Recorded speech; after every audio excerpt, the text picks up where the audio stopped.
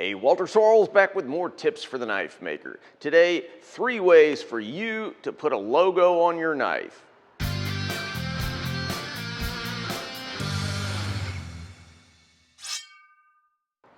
So, you've been making a few knives, maybe you're ready to sell them or at least give them away to some friends, and you want people to know who made it. In other words, you want a logo, a touch mark, maker's mark, something that makes your knife distinctive.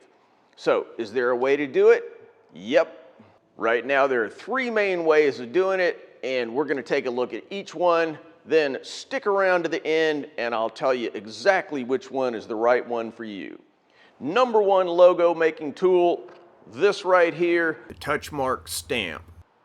So if you're a hammer banger, you're forging knives, there's a traditional way of marking your blade and it's called a touch mark. So you'll be using a little punch, just like the maker's mark on a piece of silver or the proof mark on a traditional firearm.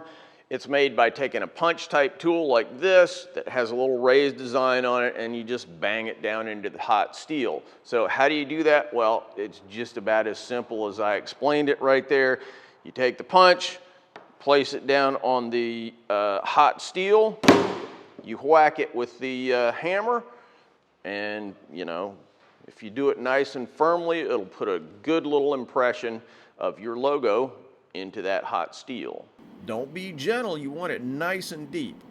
That's because after heat treating, you want to be able to grind off your scale and still have a deep enough impression to leave a nice, crisp, clear mark. So, where do you get a tool for the touch mark? If you have the right gear, you can make them yourself. An engraver, a CNC machine, a laser. There are a whole bunch of different ways of doing it, but for most people, there are a bunch of vendors out there who will make touch marks for you. You can send them a design, or in some cases they'll design one for you along with a small pile of money, and they'll send you back a tool.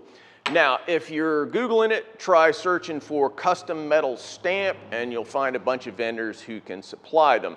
And by the way, there are also some kind of standard designs like anvils and suns and moons and things like that that you can also use if you don't want to spend the money to do a custom one. Link in the cards to a video that I did about making my own touch mark and showing the process of how to use it in a little bit more detail. Quick pitch here, if you've been enjoying this channel over the years as I bring you videos about gear, saving money, making better knives, and knife making builds, I'd invite you to jump in and help the channel. How to do it? Patreon. Those of you who help out on Patreon will not only be supporting me so that I can make more and better videos, but you'll get access to plans for most of my builds, as well as access to me if you got questions about the craft of knife making. Patreon.com/Walter Sorrells. Knife logo making method number 2, electro-etching.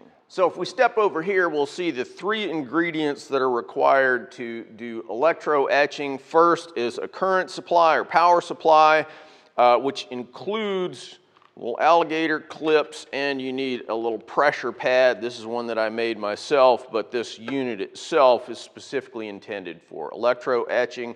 You can also jury rig them yourself, and then some electrolyte, which is this liquid right here. And finally, you need a little stencil, which is the actual impression of the logo itself. As with touch mark stamps, there are vendors out there who will make stencils for you. Send them a design, they send back the stencil. The way electro-etching works is simple.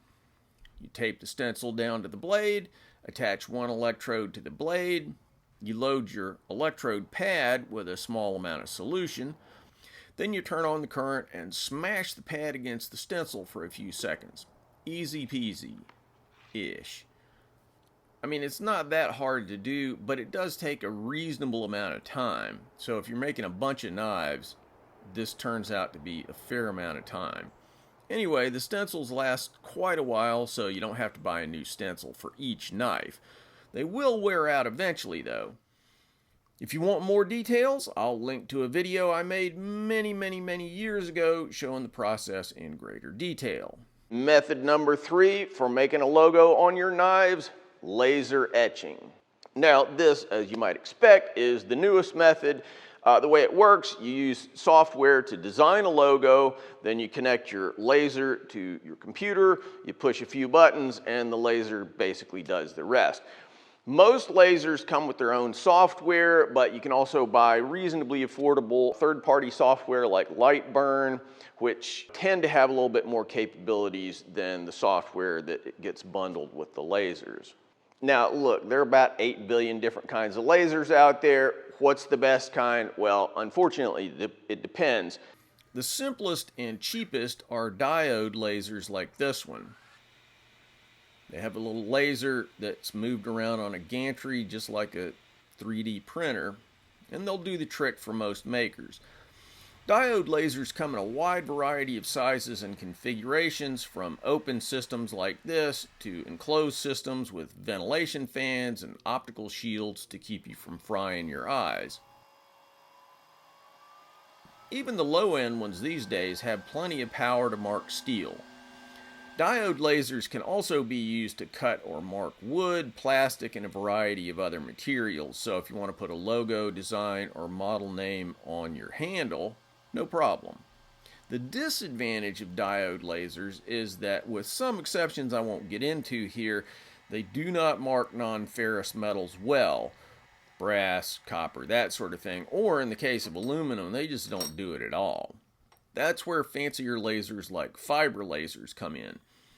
While fiber lasers are not as suited for cutting wood as diode lasers, though they will do it, they'll mark a wider range of materials, including brass, copper, titanium, and aluminum. So if you want to put a mark on a bolster, an escutcheon, a folder frame, anything like that, there's really no limitation on what you can do, and some of them can even create colors on materials like titanium and stainless steel.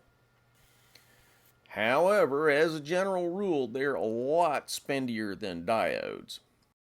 This is not super complicated though. The cheapest diode lasers really are pretty effective, so you don't need to go out and buy a super fancy laser. So, which one of the 3 basic logo making techniques is right for you in your knife making shop?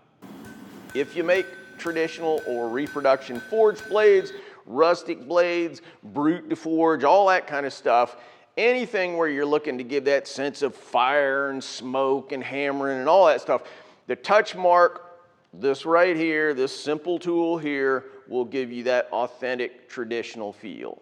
People will be able to pick up that blade and know that you as an individual ran it through the fire and shaped it with your sweat and your hammer.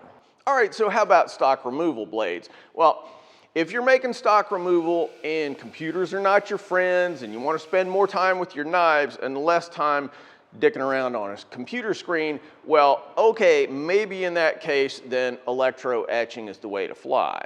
But honestly, to me, again, unless you're that guy who's totally allergic to computers or you just don't own one, then the laser is absolutely the no-brainer choice. First, it takes less time and less fussing than electro-etching.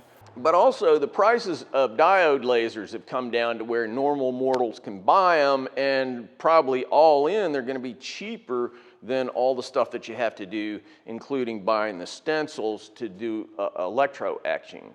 It's a few $100 for the simplest ones. And they're pretty easy to use. Obviously, like everything in the world, there is a learning curve, but it's not that steep. And finally, lasers are just amazingly versatile. With a touch mark, there's only one thing you can do with it. And the same goes with the electro-etching. You make this stencil, and that's all you get. But with a laser, if you want to change your logo, no problem. If you want to etch your name on your tools, no problem. You want to put some kind of custom engraving on the blade, for a special occasion, or a customer that wants their name on the blade or the handle or whatever. There are just a million things you can do. Okay, so one last point. I've kind of made it out like, if you're a forging guy, it's a touch mark. If you're, stock removal, then you want to use one of these other methods like a laser. But in truth, lasers can work for anybody. Like I said, they're very versatile. They work just fine on carbon steel as well as on stainless. And so, you know, even if you're a forging guy, you can do all sorts of stuff with a laser, including, you know, putting your name or your logo or, you know, whatever your touch mark design might be on the blade. And as a general rule, they can do fairly light types of etches, or they can really kind of dig in there and do something deep that you can feel with your hand, just like if you were using a touch mark. All lasers, that's not necessarily true of, but most of them you can get a pretty deep impression with. So, whatever the case, if you want to put your mark on that knife and show the world that you made it, there's a way that's right for you. All right, guys, thanks for watching and see you soon. Thanks for watching, guys. If you like what we're doing here, please subscribe and make sure that you click on that bell so you get notified of all the latest videos. Want to buy a knife from me? Check out my modern blades at tacticsarmory.com. Digging the channel? You can support our video making efforts on Patreon. You know, I've been banging away on these videos for like 10 years, so I hope you'll show some love for all that hard work. Link in the cards and descriptions. Finally, if you're interested in making Japanese swords, check out my full line of Japanese sword videos where I show how to forge Japanese swords as well as how to polish them and how to make fittings, handles, and scabbards. WalterSorrellsBlades.com.